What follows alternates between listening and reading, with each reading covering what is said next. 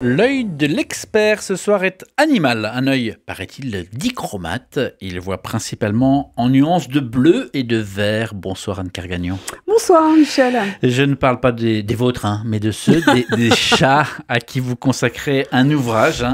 Ainsi sont les chats, tout ce que vous avez toujours voulu savoir sur votre chat. C'est aux éditions HarperCollins.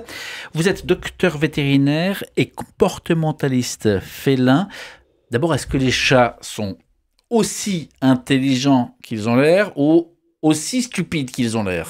Ils sont encore plus intelligents qu'on ne peut se l'imaginer. Ça, c'est très clair. À ce point-là? Oui, parce qu'ils comprennent plein de choses. Ils font des associations d'idées. Ils ont une mémoire extraordinaire. Non, ils ont été utilisés par la science pour un certain nombre de leurs compétences. Justement, il y a une publication qui montre que, par exemple, comme un enfant, il est capable, un objet qu'on cache, à la permanence de l'objet, il sait que, il est forcément là, il va le retrouver. Et donc, on leur accorde un QI d'un enfant de 8 ans. Et à mon avis, ils ont bien plus. Est-ce qu'ils nous comprennent? Oui, ils nous comprennent. Et parfois, ils trouvent qu'on ne les comprend pas assez. Ça, c'est très clair. Et il est l'animal de compagnie préféré des Français. On en compterait un peu moins de 15 millions dans le pays, c'est ça? Oui, c'est ça. Oui. Est-ce que ça inclut ce qu'on appelle en ville les chats de gouttière ou à la campagne les chats de ferme? Moi, je peux vous dire que dans la ferme où j'ai grandi, il y en avait quelques dizaines. Ils ramenaient des souris, ils chassaient les souris, ce qui était bien utile et ce qui nous arrangeait bien. Mais d'ailleurs, est-ce que ces chats ont besoin de nous? Est-ce que le chat a besoin de l'homme? Alors, ils ont une autonomie et psychique et finalement physique extraordinaire. Non, ils peuvent se passer de nous, mais finalement, depuis quand même quelques siècles, ils sont quand même très contents qu'on leur apporte le gîte, le couvert et l'affection. Donc, de plus en plus, on voit des chats hyper attachés à leurs propriétaires, très heureux de vivre dans nos appartements avec nous. Ils ont trouvé que le Covid était particulièrement agréable parce que eux, ils pouvaient pas nous suivre au travail comme les chiens. C'est le travail qui est venu à eux et leurs propriétaires qui sont restés à les regarder et à d'un seul coup les comprendre peut-être un peu différemment. Vous avez dit, ils n'ont pas tout à fait besoin de nous, mais tout de même, est-ce que ce chat qui vient se blottir sur nos genoux à la recherche d'un peu d'attention, d'une caresse, est-ce qu'il n'a pas besoin de ces caresses? Ah, complètement. Ça. Mais en revanche, la dose lui appartient. Et nous, on a besoin de son consentement. Et parfois, on dépasse la dose où on fait des câlins à un moment où il n'a pas du tout envie d'en avoir. Et il y a des chats qui sont très paradoxaux, qui viennent chercher un câlin, et puis 2 secondes après, c'est bon, ça va, et ils repartent. Alors que nous, on serait encore en train de vouloir... j'ai des clients qui veulent à tout prix faire des bisous à leur chat, et les chats trouvent que c'est un peu pot de colle, trop intrusif. Ça dépend des chats ou on peut généraliser un peu? Alors, ça dépend des chats. Je pense que mon éditrice, au bout d'un moment, devait trouver que... Parce que je mettais en général, je disais parfois, je disais en même temps. Et les chats, ils sont en même temps. C'est-à-dire que ça dépend tellement de leur tempérament, de ce qu'ils ont vécu, des traumas qu'ils ont vécu. Parce que ça, je pense qu'on ne se fait pas une idée assez importante d'un chaton qu'on recueille dans un refuge, savoir ça a été quoi sa vie, pourquoi il était orphelin, comment il a vécu. Et donc, en fonction de ça, il y a des chats qui sont très résilients, il y a des chats qui ne le sont un peu moins. Et donc, voilà. Et comment est-ce qu'on fait pour déceler, pour détecter quand le chat veut dire non, quand il veut exprimer du mécontentement? Ça, c'est quand même assez clair en général. D'abord, il s'éloigne. Sinon, il a la queue qui bat comme un métronome et de plus en plus vite quand il n'est pas d'accord. Et puis, si vraiment il voit qu'on est mal élevé et qu'on ne comprend pas ce qu'il veut nous dire, là, il peut cracher, il peut faire monter les enchères de toutes les armes blanches qu'il a à sa disposition, que sont les griffes, éventuellement autre chose. Mais vraiment que si on n'a pas compris. Anne Kergagnon, docteur vétérinaire, comportementaliste également, félin. Dans votre livre, vous répondez à une myriade de questions. Pourquoi ont-ils de longues moustaches? Pourquoi marchent-ils la queue en l'air? Pourquoi certains sont-ils plus affectueux que d'autres? Pourquoi restent-ils assis devant une porte à nous attendre? Mais aussi des questions sur la santé, sur le comportement, sur le régime, sur le langage. En tout, un peu moins d'une centaine de questions et autant de réponses. Évidemment, c'est un peu le principe de ce livre qui sort aujourd'hui. Est-ce que les chats sont mélomanes? C'est l'une des questions. Oui, alors il y en a qui... Je pense que la plupart des chats sont vraiment mélomanes. En revanche, ils n'ont pas tous les mêmes goûts.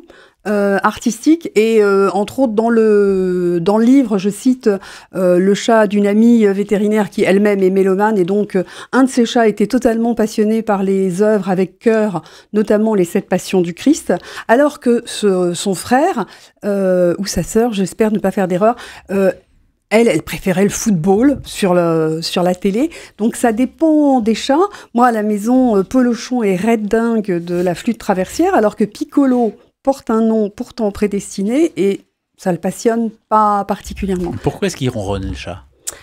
Alors, ils ronronnent essentiellement parce qu'ils se sentent bien, ça c'est vrai, mais ils ronronnent aussi parfois quand ils ont quelque chose à demander. Ça peut arriver. Il y a une chercheuse en Angleterre qui a démontré qu'il y avait dans le son de certains ronronnements les fréquences vocales d'un pleur d'enfant. Et ils ronronnent, et nous, les vétérinaires, on le voit, ou les refuges de protection animale, quand ils vont très très mal. Et qu'ils n'en peuvent plus et qu'ils demandent de l'aide. Et très souvent, c'est pas forcément bon signe sur un animal âgé, un chat âgé, quand il se met à ronronner en permanence et qu'il est en fin de vie et qu'il a envie de définitivement poser ses valises. Vous parlez de fin de vie. Quand est-ce qu'un chat est considéré comme vieux ? Alors, les chats vieillissent vite, mais bien.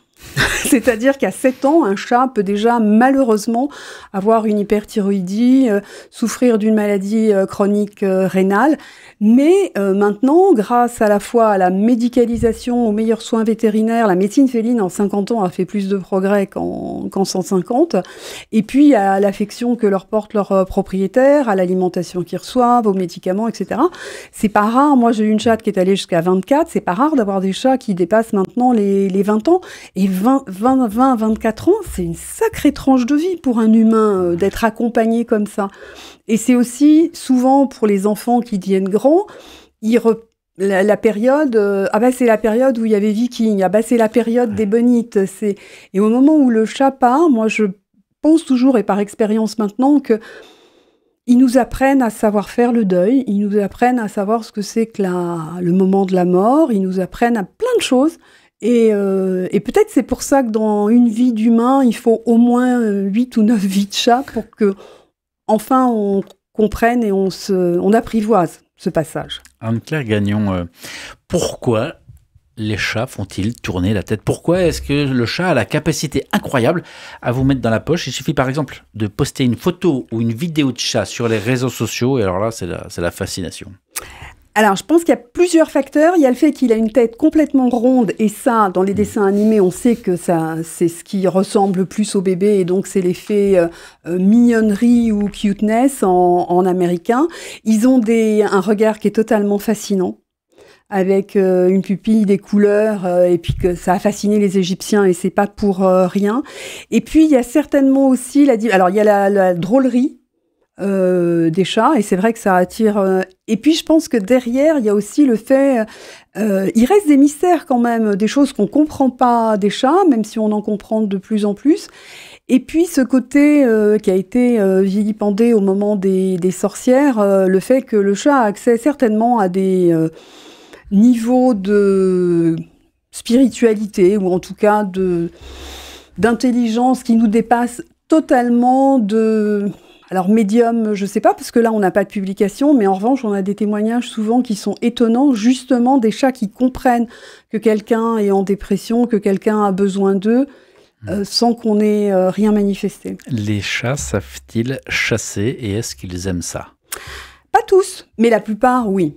En revanche, parfois, un chat qui est orphelin va devenir un excellent chasseur, alors que d'autres vont avoir besoin que leur mère leur apprenne à chasser.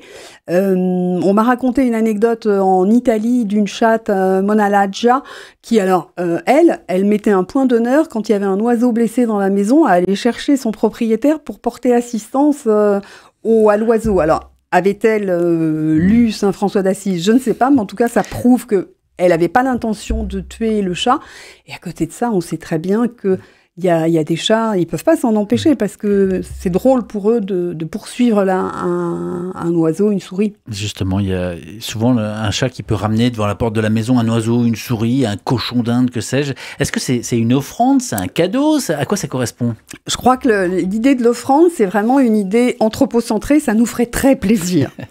Mais comment avoir vraiment la réponse, c'est quelque chose d'extrêmement difficile. Et moi, j'ai plus l'impression que c'est... Je vais pas le manger tout de suite, au moins tu vas savoir où le mettre. Peut-être tu as un garde-manger, ils savent bien qu'on a un frigidaire, voilà. Donc ils le rapportent, mais ça peut être effectivement aussi, pourquoi pas un présent. En revanche, je crois qu'on n'a aucune preuve actuellement pour déterminer pour quelles raisons il les rapporte. Est-ce que le comportement du chat répond à autre chose que faire ce qu'il veut quand il veut ? Pas exactement, oui. Oui, les chats font vraiment ce qu'ils veulent. Ça arrive quand même qu'ils veuillent nous faire plaisir. Et qu'ils y mettent de la bonne volonté quand ils nous voient particulièrement déprimés et donc qui nous fassent rire juste pour nous motiver. Mais la plupart du temps, oui, ils font ce qu'ils veulent. Anne-Claire Gagnon, j'ai une toute dernière question. Vous êtes ici sur RCF et RCF, on croit au paradis ici. Vous, est-ce que vous croyez au paradis des chats ? Absolument. J'espère là-dessus, parce que les chats ont quand même entretenu une relation, enfin en tout cas l'Église a entretenu une relation avec les chats pas forcément facile, mais oui, je vois pas pourquoi ils seraient privés. On ne crée plus que ça.